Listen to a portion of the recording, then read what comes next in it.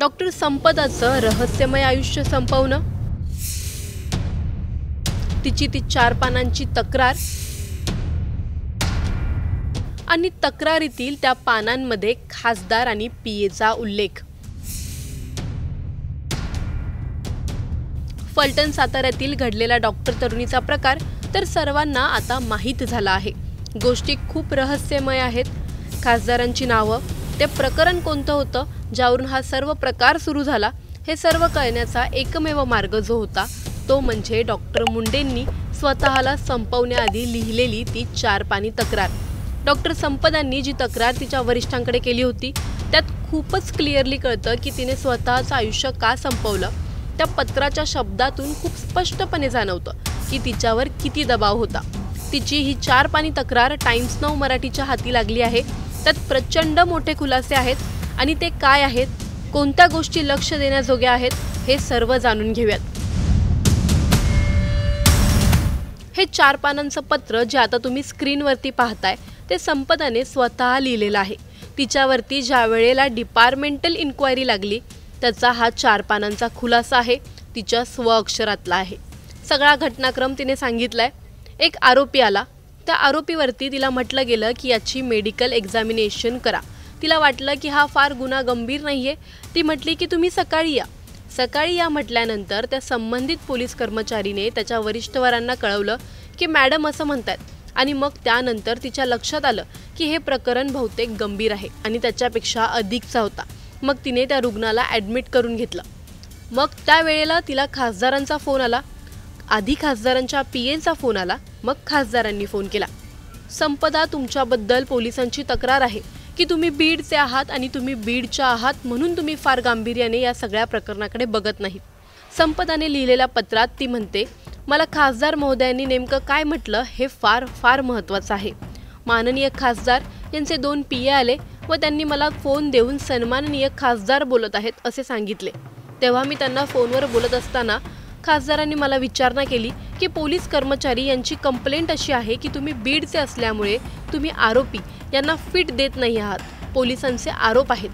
पत्रात लक्ष देण्याजोगं हे देखील आहे की माननीय महोदय फलटण ग्रामीणचे पोलीस अधिकारी PSI बदने हॉस्पिटलमध्ये येऊन इमर्जन्सी ड्युटीवर बसून आम्हाला धमकी देतात आणि हे तिने तिच्या 4 पानी खुलास्यांमध्ये लिहिले आहे. बदने नावाचे अधिकारी आहेत. हे आमच्याच कॉटवरती बसून आम्हालाच धमकी देत आहेत.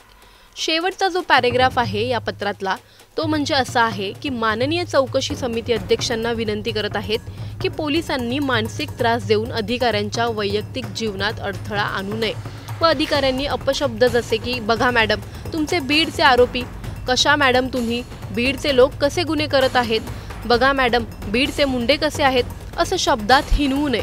पोलीस प्रशासनच जर कायद्याचे उल्लंघन करून डॉक्टरांना नाहक त्रास देत असेल तर अशी बाब गंभीर असून यांना समज देण्यात यावी अशी मी विनंती करत आहे. तिने पोलीस उपाधीक्षकांना देखील एक रीतसर कंप्लेंट केली होती. त्याची ही प्रत. त्यात तिने 3 पोलिसांची नावे अगदी स्पष्टपणे म्हटली आहेत. सहाय्यक पोलीस निरीक्षक जायपत्रे सर, पोलीस उपनिरीक्षक माननीय पाटील सर आणि पोलीस उपनिरीक्षक बदने सर. संपदाच्या पत्रातील हे खूप महत्त्वाचे आणि लक्ष वेधून घेणारे मुद्दे आहेत. तुम्हाला या प्रकरणी काय वाटतं? अशा लोकांवर काय कारवाई व्हायला पाहिजे?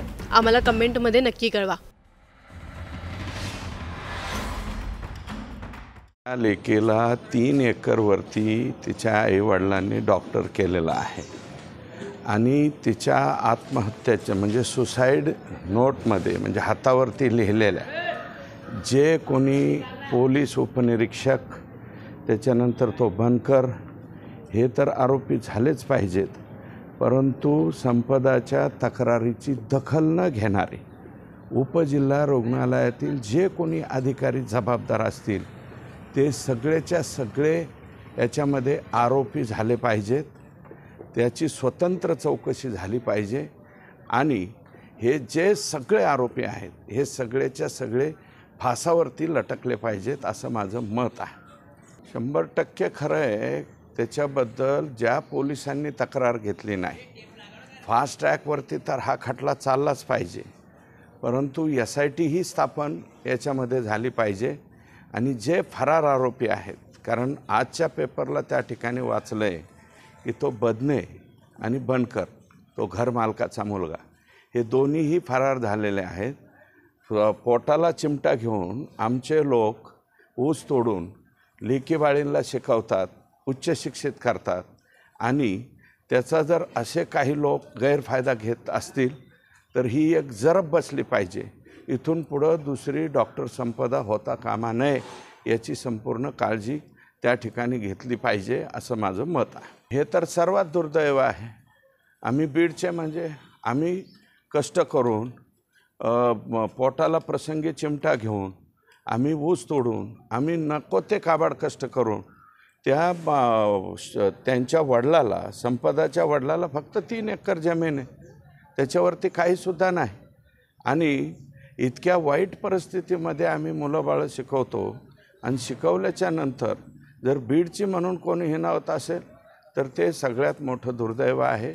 आमचे बीडचे लोक बुद्धिमानसुद्धा आहेत आणि सगळ्या क्षेत्रामध्ये पुढं जाणारे लोक. जे कोणी असेल ते, माझं म्हणणं आहे की कोण खासदार असतील, त्यांचे कोण PA असतील, प्रेशर टाकणारे, दबाव टाकणारे, हे तपासामध्ये आता पुढं येतील.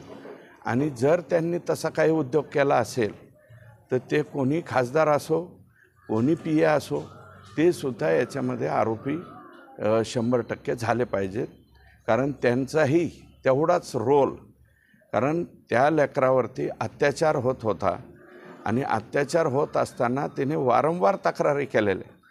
एक वेळा तक्रार ठीक आहे, दुर्लक्षित झाली, पण वारंवार तक्रारी जर केल्या असतील तर तिथले संबंधित जे कोणी असतील, ते क्लार्कपासून त्या ह्याच्या CS पर्यंत जे कोणी लोक जबाबदार असतील ते सगळेच्या सगळे याच्यामध्ये आरोपी झाले पाहिजे आणि डॉक्टर संपदाला न्याय त्या ठिकाणी मिळालाच पाहिजे. आणि आम्ही 100% संपदाच्या बाजूने त्या ठिकाणी उभं राहू.